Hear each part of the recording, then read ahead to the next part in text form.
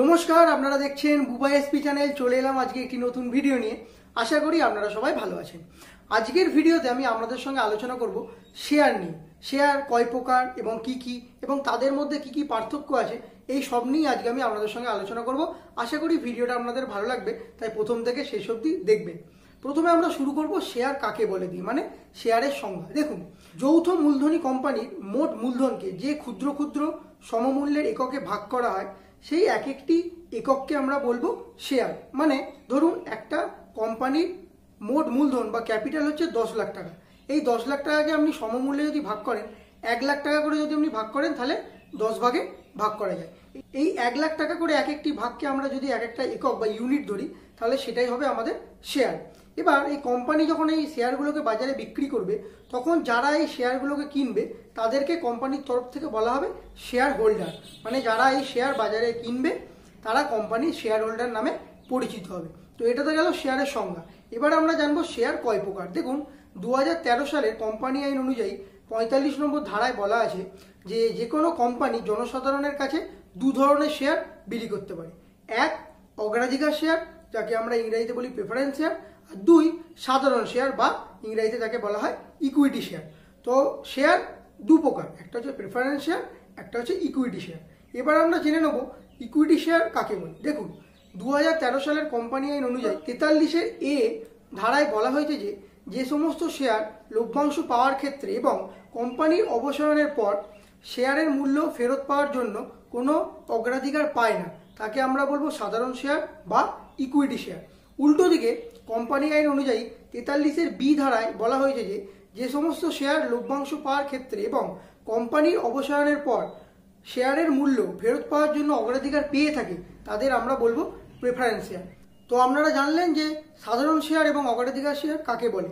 চলুন এবার আমরা জেনে নিই যে সাধারণ শেয়ার আর এই অগ্রাধিকার শেয়ারের মধ্যে যে পার্থক্যগুলো আছে সেগুলো এবার আমি আপনাদের বলি। তো একে একে শুনুন। দেখুন, সাধারণ শেয়ার লভ্যাংশ প্রদান, লভ্যাংশ পাওয়ার যে ব্যাপারটা, সাধারণ শেয়াররা কিন্তু এই অগ্রাধিকার শেয়ার যারা আছেন শেয়ার হোল্ডাররা, তারা কিন্তু নির্দিষ্ট হারে লভ্যাংশ পাওয়ার পর অবশিষ্ট যে মুনাফাটা থাকে সেখান থেকে কিন্তু এই সাধারণ শেয়ার বা ইকুইটি শেয়ার হোল্ডারদের লভ্যাংশ প্রদান করা হয়। উল্টো দিকে আপনারা জানেনই যে প্রেফারেন্স শেয়ার যারা আছে তারা কিন্তু লভ্যাংশ পাওয়ার ক্ষেত্রে অগ্রাধিকার পেয়েই থাকে, তাই তারা সবার প্রথম লভ্যাংশটা কিন্তু পায়।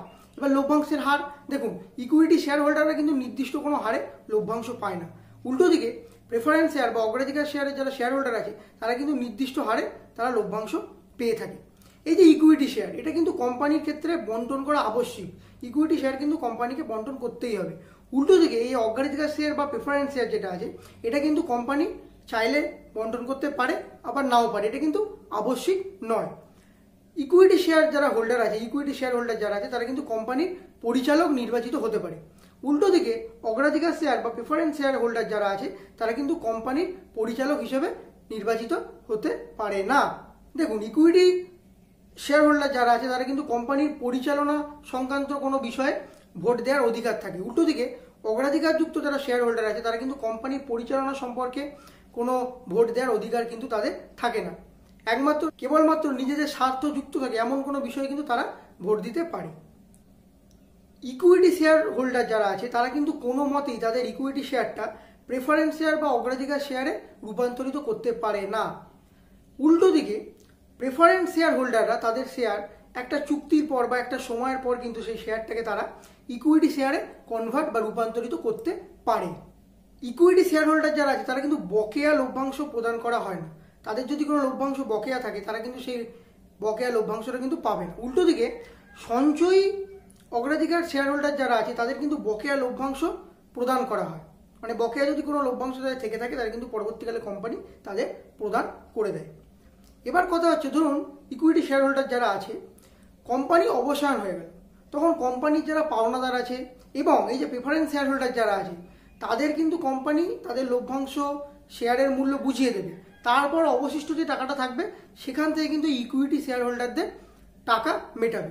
উল্টো দিকে প্রেফারেন্স শেয়ার বা অগ্রাধিকার শেয়ারে যারা আছে তারা কোম্পানি অবসানের পর তারা কিন্তু তাদের লভ্যাংশ এবং শেয়ারের মূল্য তারা ফেরত পেয়েই যাবে, তাদের কিন্তু কোনো রকম অসুবিধা কোম্পানি করে না।